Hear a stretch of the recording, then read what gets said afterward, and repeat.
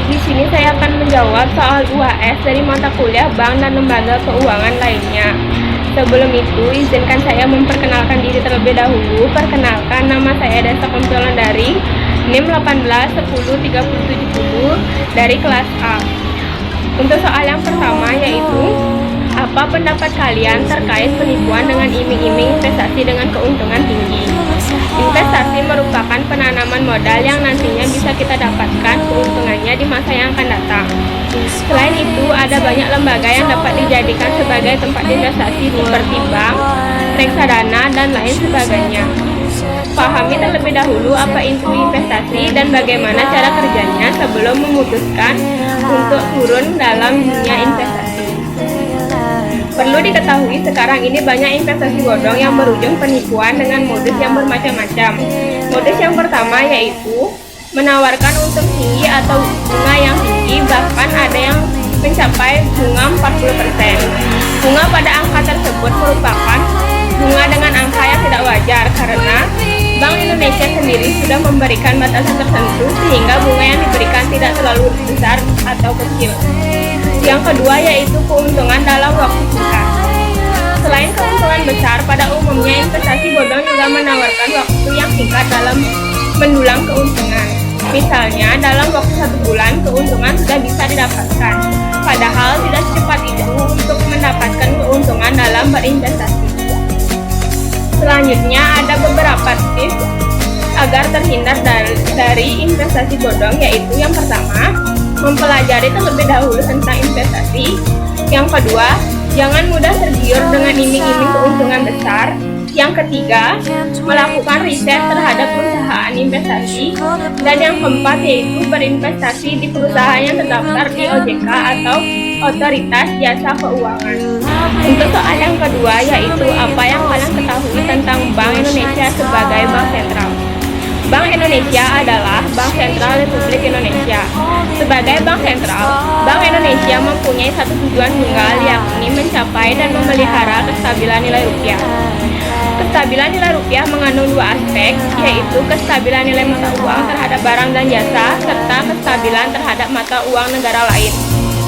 Untuk soal yang ketiga yaitu bagaimana cara kalian generasi muda untuk memodernkan koperasi.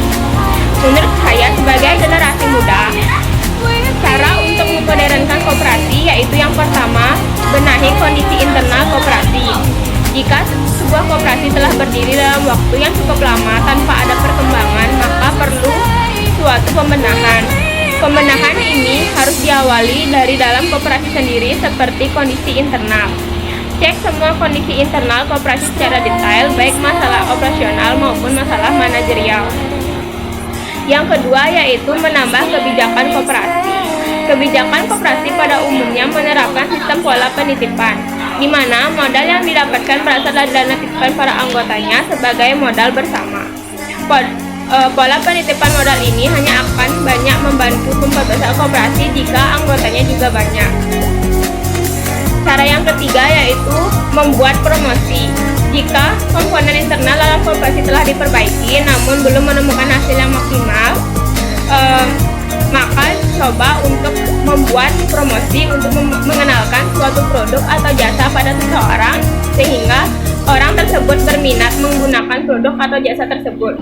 Koperasi juga termasuk dalam usaha keuangan, oleh karena itu juga perlu mengenalkannya pada masyarakat sehingga akan ada orang baru yang tertarik menjadi anggota.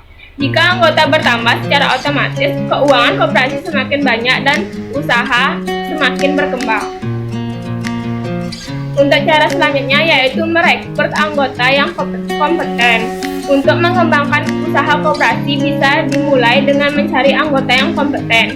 Anggota yang memiliki ilmu dan pengalaman tentang koperasi akan lebih mudah mengurus koperasi dengan baik. Selain itu, anggota tersebut juga bisa membantu anggota lain yang tidak begitu memahami koperasi sehingga proses perjalanan koperasi bisa berjalan dengan lancar dan tentunya bisa semakin berkembang. Untuk cara yang terakhir yaitu tata kelola yang baik. Sebuah usaha bisa berjalan lancar atau tidak tergantung dari tata kelola perusahaan tersebut, termasuk juga koperasi. Koperasi bisa berjalan dengan lancar dan berkembang jika dikelola dengan baik. Pengelolaan tugas dari masing-masing anggota dan pengelolaan keuangan dalam koperasi harus jelas dan rapi. Sekian dari saya, jika ada salah kata saya mohon maaf. Sekian dan terima kasih.